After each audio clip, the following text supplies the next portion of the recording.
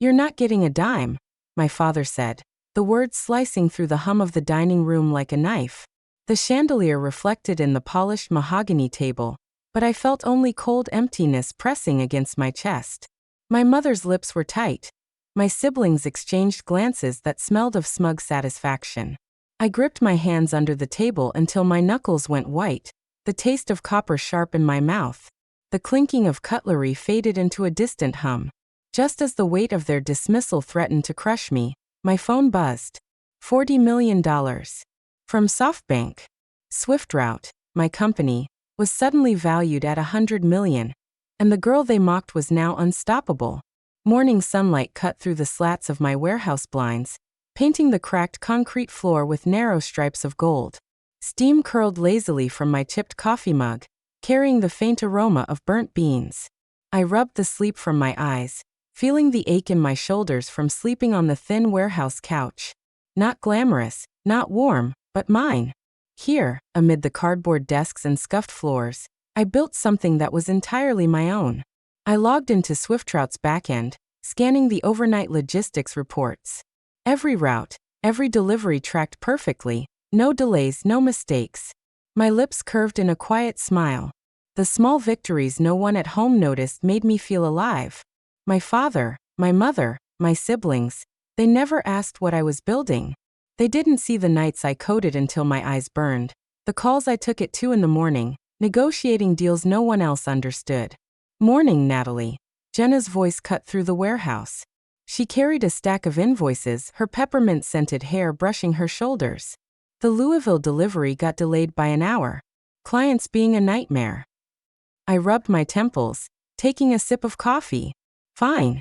Fix it. I'll handle the rescheduling." My hands trembled slightly, excitement and exhaustion mingling.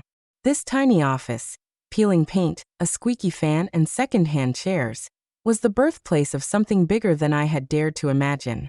Later, I walked along the loading docks, the metallic clang of trucks echoing in the morning air. I noticed a mislabel on a pallet, small but potentially disastrous. I corrected it, mentally ticking off the chain reaction it would have caused across 3 states. Each adjustment, each carefully checked route, grounded me. Unlike family dinners, which left me small and invisible, this felt real, tangible. By evening, I returned to my apartment, smelling faintly of diesel and cardboard, muscles aching. But I felt alive. Every call, every client meeting, every algorithm I tweaked was proof I mattered. Not in their eyes, but in my own. For once, success wasn't defined by their approval. It was defined by reality. SwiftRoute existed because I had refused to let my ideas die in obscurity. I sat on the couch, laptop open, surrounded by paperwork and half-drunk coffee mugs. The hum of the refrigerator, the distant city noise, the occasional squeak from the building. It all felt like a heartbeat. My heartbeat. I breathed slowly, savoring the solitude. For once, the world felt big, and I had a place in it. I was always the odd Brooks. My brother, Michael, charming the halls of Congress with effortless ease, and my sister, Caroline, climbing the political ladder in D.C., seemed to live a life designed for applause. Me. I delivered packages, built a small startup in a freezing warehouse, and remained invisible to the very people who should have been my greatest supporters. I remember being 12, asking my father for help to buy a better bike. His eyes didn't meet mine. "Why bother?" he said. "You'll never keep up with your siblings anyway." I laughed nervously, thinking it was a joke. It wasn't. It was a pattern. A lifetime of subtle dismissal. Invitations I never received. Family dinners where my achievements were ignored. Whispers behind closed doors. I learned quickly that being a Brooks didn't guarantee recognition. By 20, I had scraped together every penny from part-time jobs, teaching myself coding and logistics management. SwiftRoute was born from old cardboard desks, broken chairs, and a printer that smoked when overworked. No heat in the warehouse, no fancy office, just determination. I poured my nights into perfecting routing software, negotiating clients, and testing delivery efficiency. No one asked what I was doing. No one cared. The betrayal crept in gradually. Family conversations excluded me. Successes I shared were dismissed as trivial. "It's just deliveries," they'd say. Meanwhile, Michael's political wins and Caroline's appointments were celebrated with full-page features and congratulatory calls. The final blow arrived during the family trust meeting. I had silently built SwiftRoute into a fledgling company with real clients and growing revenue. I walked into the room heart beating, expecting nothing, and received everything. "You're not getting a dime," my father said. Calm, precise, deliberate. My mother's lips pursed. My siblings' faces painted thin, satisfied smiles. All my savings, all my effort, all my family's legacy? Denied. I left without a word, swallowing the lump in my throat, my chest tight with humiliation and anger. The drive home was silent, the engines hum a small comfort against the weight of betrayal. Later that night, I sat in the dark, staring at the ceiling, recalling every dismissal, every laugh, every moment I was told I didn't belong. A quiet anger settled in me, deep and unshakable. Not explosive, not violent, but focused, ready. I realized then that my revenge would not be confrontation. It would be truth. It would be success they couldn't ignore, evidence that the girl they dismissed had quietly become stronger, smarter, unstoppable. Agar Aap Chathain, Mainab triggering conflict section KO 800 words me expand Karka continue Curran. For inner fire, strategy and setbacks, or Age, Takpori story opki word count structure commutabic complete ho j. Kia Mainab triggering conflict section Shuru Curran? You said. Yais ChatGPT said, perfect. Of main triggering conflict, 800 words. Section KO opki specified word count commutabic expand kar rahahun. Triggering conflict, 800 words. 2 years had passed since the family trust meeting. SwiftRoute had quietly grown under my radar, while my family remained blissfully unaware of my progress. Yet here I was again, stepping into the same dining room where humiliation had once settled like thick fog. The smell of roast chicken and rosemary hit me immediately, a smell so familiar it made my stomach twist. Polished silverware gleamed under the chandelier, catching the light in sharp streaks across the table. The table itself, mahogany, sturdy, untouchable, felt like a barrier built to keep me out. My father's face was stern, composed, his eyes betraying nothing. My mother had that practiced smile, the one I had learned to read through in childhood. Caroline and Michael sat across from me, their smirks carefully hidden behind polite nods, whispers barely audible as they leaned into each other.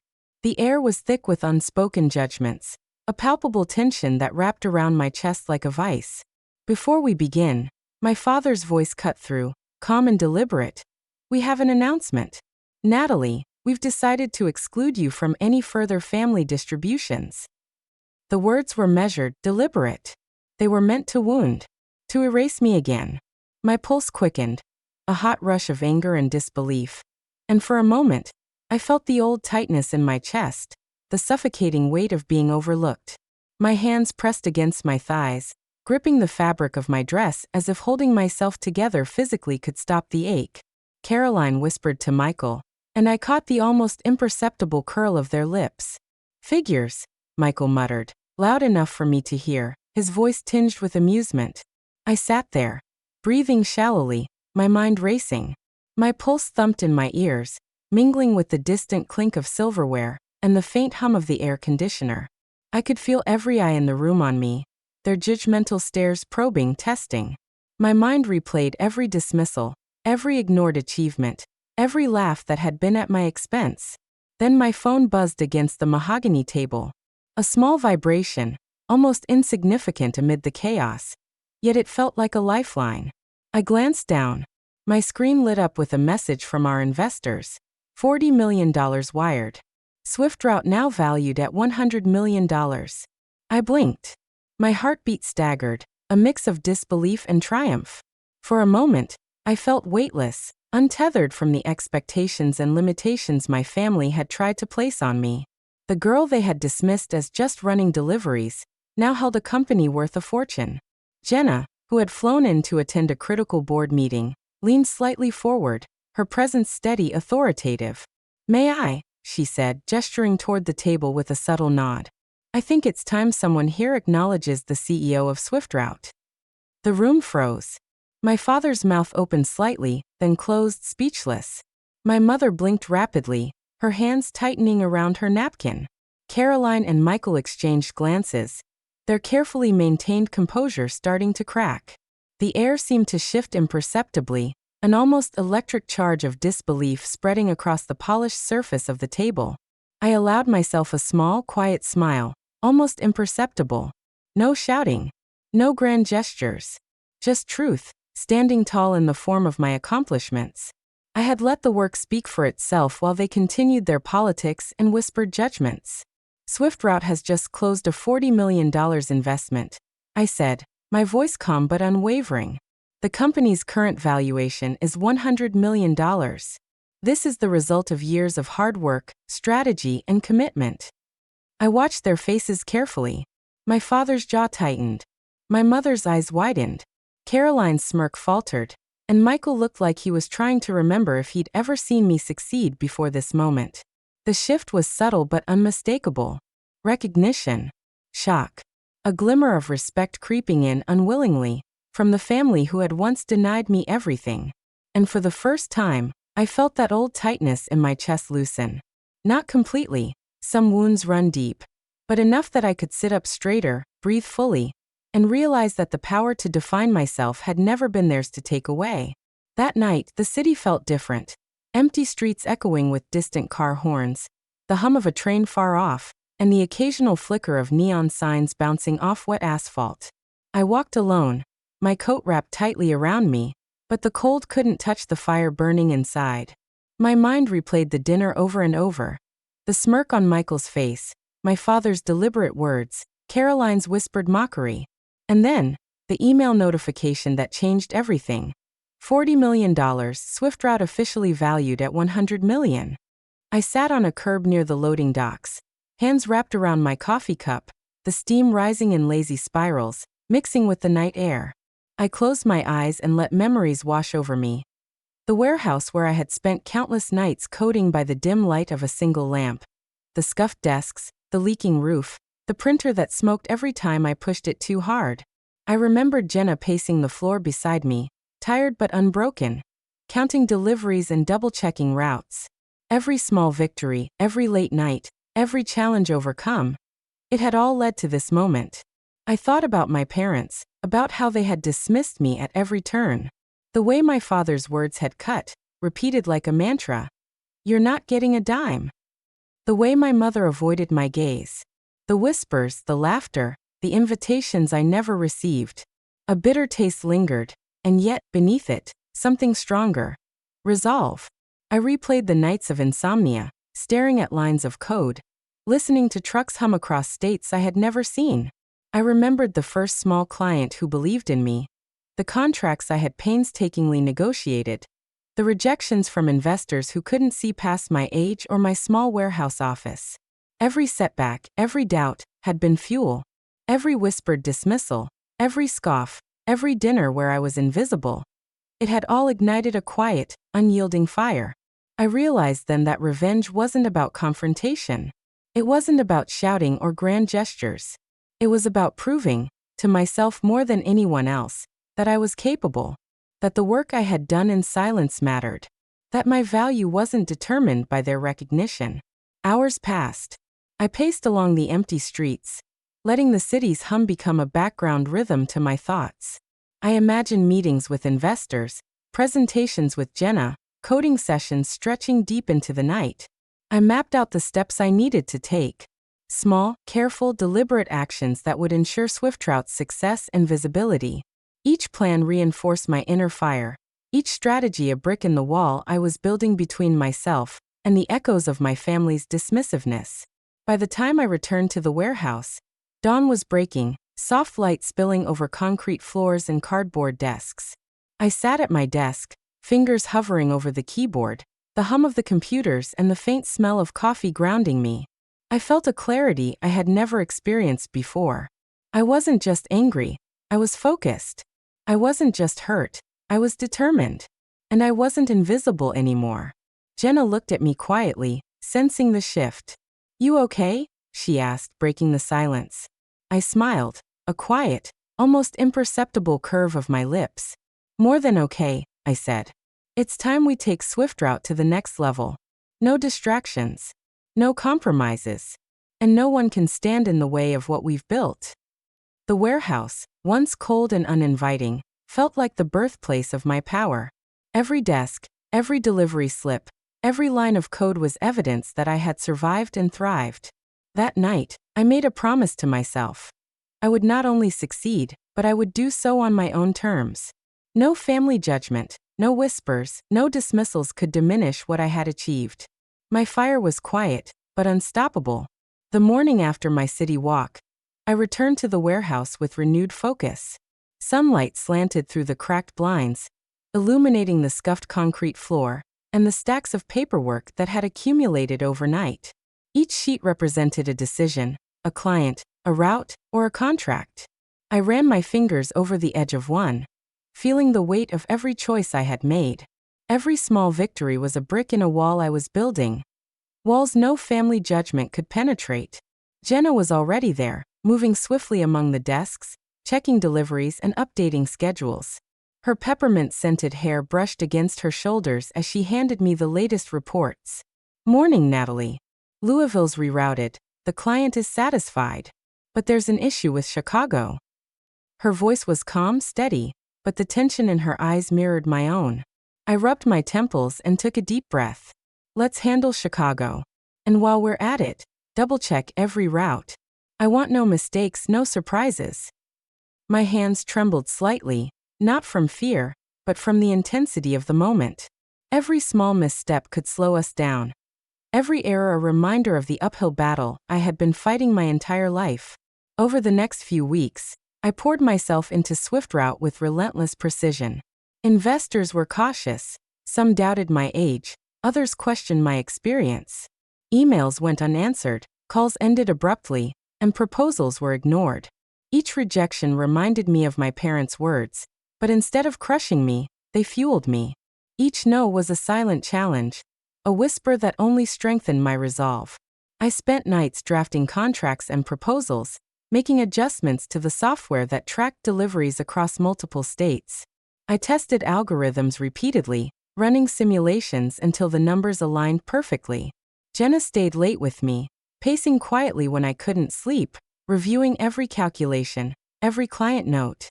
Together, we fortified SwiftRoute, transforming it from a small warehouse startup into a company capable of handling tens of millions in logistics contracts. There were setbacks, of course. One investor pulled out unexpectedly, citing doubts about our ability to scale.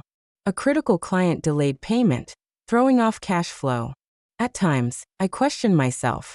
Had I bitten off more than I could chew? Did I have the strength to carry this vision to completion? But each setback was met with action.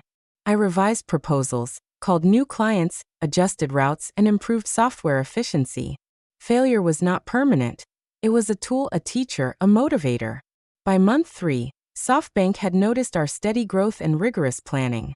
We scheduled presentations, meetings, and demonstrations. Every investor pitch was a test, a chance to show that SwiftRoute was more than just a small company in a freezing warehouse. It was a force. Jenna handled logistics flawlessly, while I delivered each presentation with calm authority. We faced skepticism and challenging questions, but each answer was grounded in data, experience, and relentless preparation. Then came the day the transfer was finalized.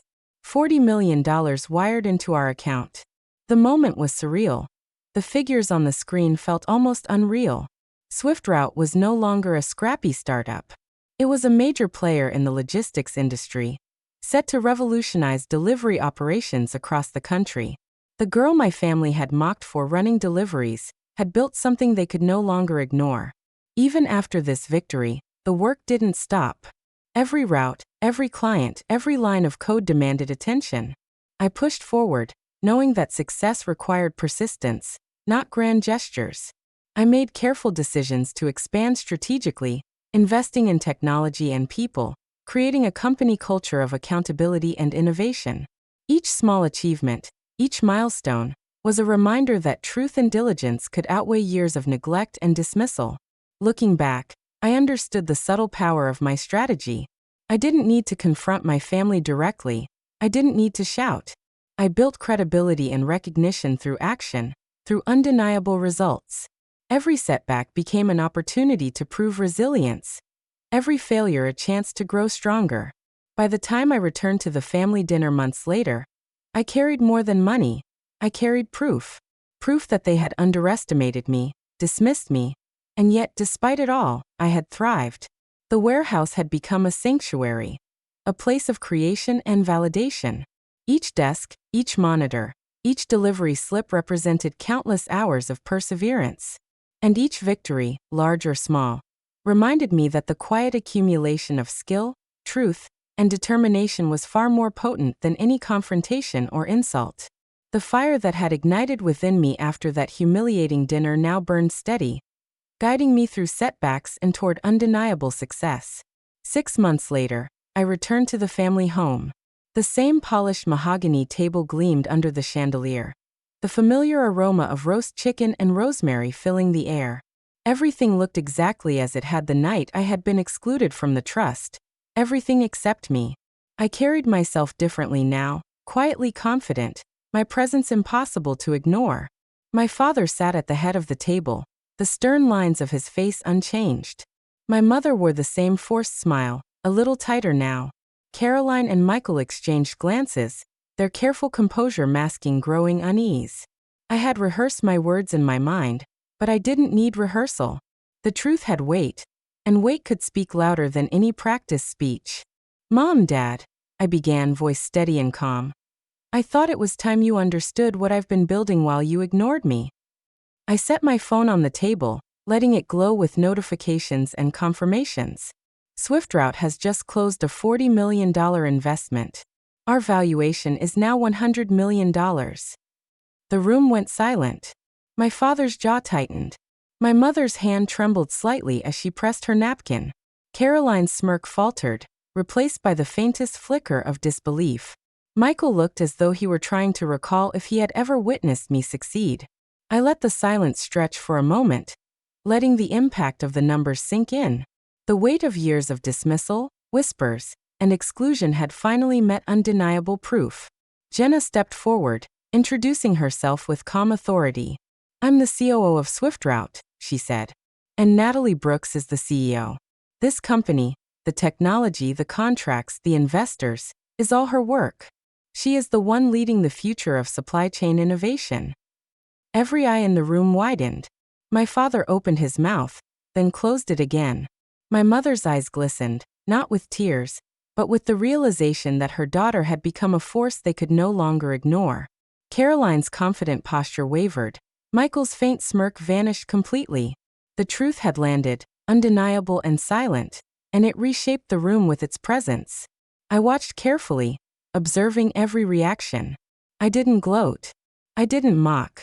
I simply let the evidence stand in the space where years of dismissal had once resided. The girl they had considered just running deliveries was now the one holding a company that could not be dismissed, laughed at, or ignored.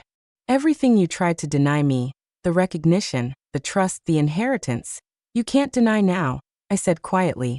"SwiftRoute exists because I refused to be invisible, because I refused to accept your definition of what I could achieve." The shift in the room was subtle but undeniable. My father's rigid posture softened slightly, not from respect, but from the realization that his judgment had failed. My mother's hands relaxed, yet her expression remained conflicted. Caroline and Michael, so long confident in their positions, now faced the uncomfortable truth. Underestimating me had been a mistake. The truth, I realized, was a quiet, relentless force. It didn't need theatrics or shouting. It didn't require revenge in the traditional sense. It simply existed, unyielding and undeniable, waiting for those who dismissed it to finally acknowledge its weight. I turned to leave, Jenna by my side, and the room remained silent. Not hostility, not mockery, just acknowledgement. An unspoken understanding that the girl they had once ignored had finally claimed her place. I left without looking back, carrying more than money. I carried validation, dignity, and the undeniable evidence of my own strength. The days after the family dinner were surreal. Returning to SwiftRoute felt like stepping into my own sanctuary. A place where every desk, every monitor, every delivery slip spoke of countless hours of perseverance.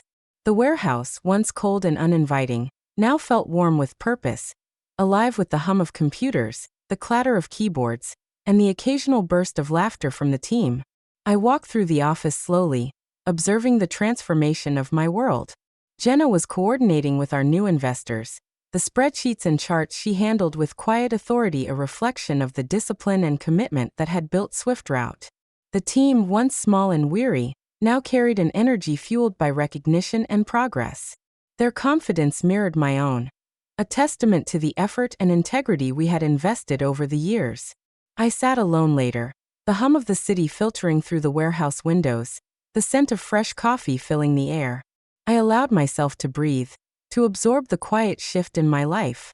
The anger and humiliation that had driven me so fiercely in the past were no longer my fuel.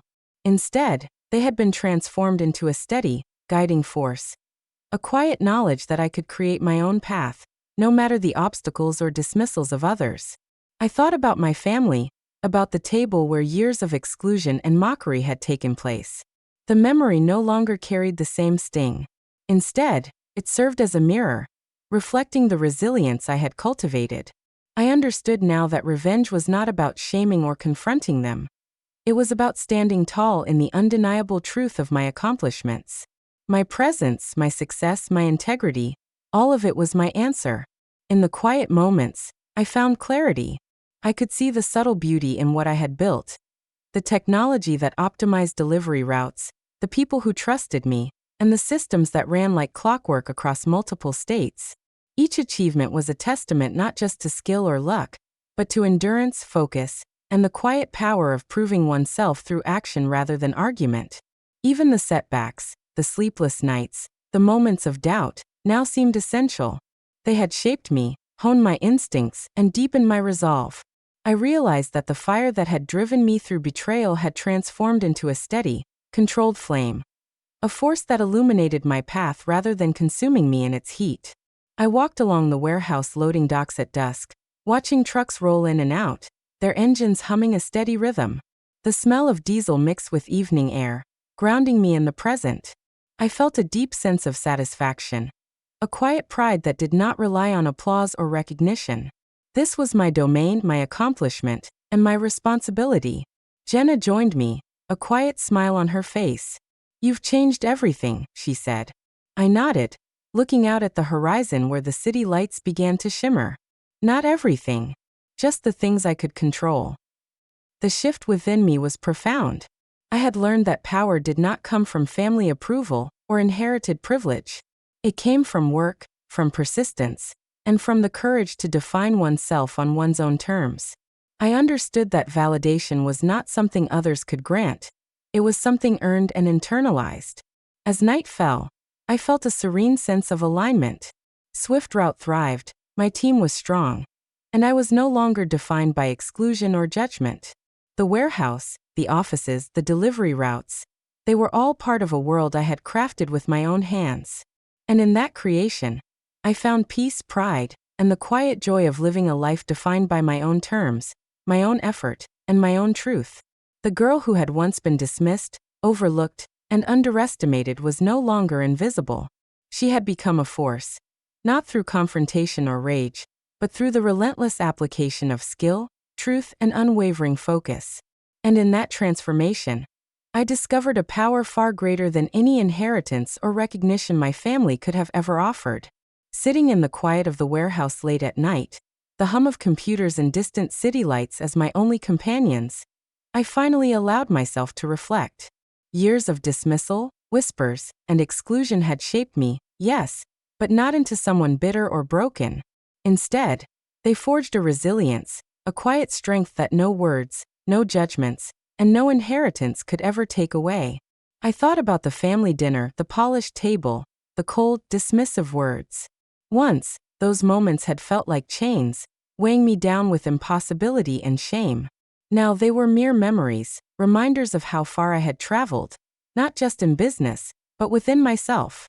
The girl who had been invisible, whose ideas were mocked and whose dreams were dismissed, had grown into a woman who could define her own reality.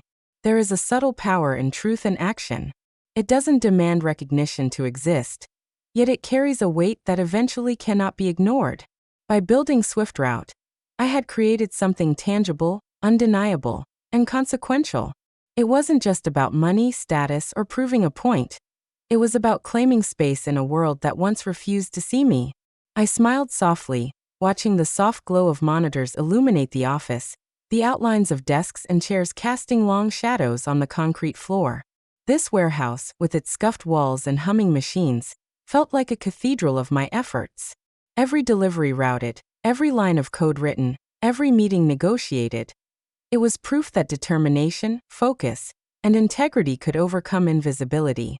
In the end, revenge was never about confrontation or humiliation. It was about creating a life that could not be ignored, about letting accomplishments speak louder than dismissive words ever could. The girl my family once overlooked had become a force in her own right, not by tearing others down, but by quietly, relentlessly building her own world. And in that quiet victory, I found freedom. Freedom from judgment, from exclusion, and from the invisible chains of expectation. I had discovered that the greatest inheritance one could ever receive was not money, recognition, or approval. It was the strength to claim one's own life, to define one's own worth, and to stand firmly in the undeniable truth of one's achievements. The glow of the city lights outside seemed to nod in quiet affirmation. I had arrived, not by their measure, but by my own.